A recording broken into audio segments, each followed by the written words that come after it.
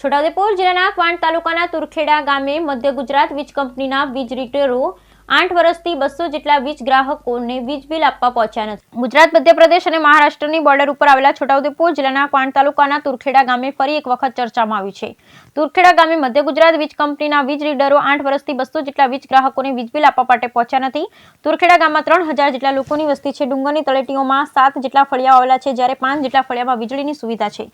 સ્થાનિક લોકોના જણાવ્યા મુજબ આ વિસ્તારમાં ચોમાસાની ખેતી થાય છે, તેના સિવાય બીજા પાકો થતા નથી, આવકનું બીજું કોઈ સાધન નથી, ત્યારે એક સાથે વીજ બિલ ક્યાંથી ભરવું તે પ્રશ્નથી મૂંઝાઈ રહ્યા છે। ગરીબ આદિવાસી સમાજના લોકો તુરખેડા ગામે ડુંગરની તળેટીઓ વચ્ચે રહે છે, ત્યારે તેઓ વીજ બિલ ભરવા માટે મધ્ય ગુજરાત વીજ કંપનીના અધિકારીઓને વીજ બિલ બનાવવા માટે અનેકવાર રજૂઆત કરી છે।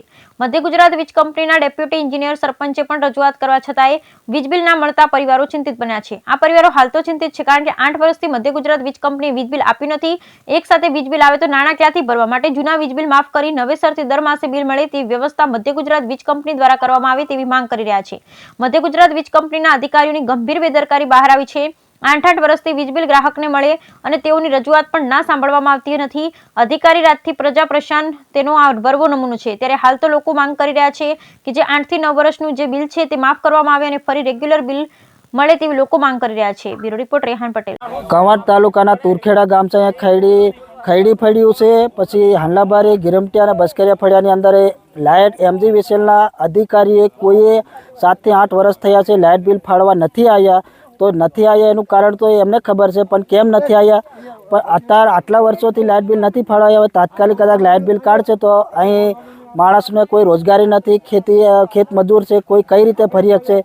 જેથી કરીને જે બિલો આટલા વર્ષોનું બાકી છે માફ થાય અને હવે રેગ્યુલર બિલની ફાળવણી થાય એવી માંગણી કરીએ છીએ। હવે લાઇટ બિલ એ રસ્તા ના હોવાના કારણે નથી આવ્યા કે એ કયા કારણોસર નથી આવ્યા તો એમનો પ્રશ્ન છે, પણ અમારા ગામમાં લાઇટ બિલ નથી ફાળવી આવ્યા। હવે તાત્કાલિક આવશે તો અમે લાઇટ બિલ ક્યાંથી ફરી શકશું? જો તો MGVCL કવાંટને તો અમે ક્યારના જાણ કરી છે, પણ નથી આવ્યા ફાળવણી કરવા માટે। હવે આ જે આટલા વર્ષોનું બિલ બાકી છે સરકારે માફ કરે અને હવે નવેસરથી રેગ્યુલર બિલ ફાળવણી થાય એવી અમે માંગણી કરીએ છીએ। ગામ તુરખેડા બચકરી ફળ્યું લાઇટ બિલ તો હવે કોઈ આવતું નથી, એટલે લાઇટ બિલના પૈસા વધી જાય એટલે ગરીબ માણસ કંઈથી ફરે?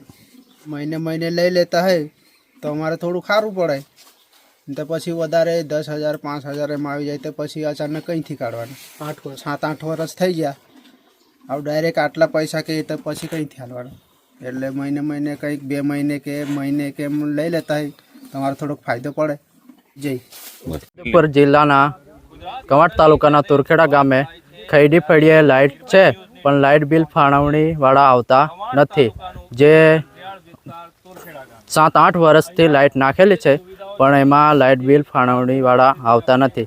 કદાચ અચાનક આવી જાય તો અમારે ક્યાંથી પૈસા કરવાના?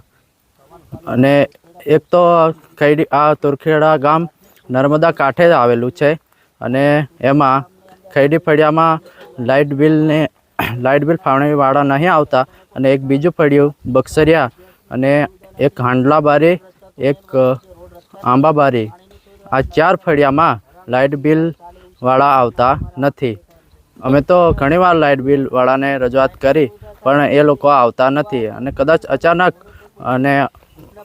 આવી જાય તો અમારે ક્યાંથી પૈસા કરવાના? અને એ અમારે માંગણી છે કે આ લાઇટ બિલ માફ કરે અને નવેસરથી ફાળવણી ચાલુ કરે। નાયકા લાલસિંહભાઈ દેવસિંહભાઈ।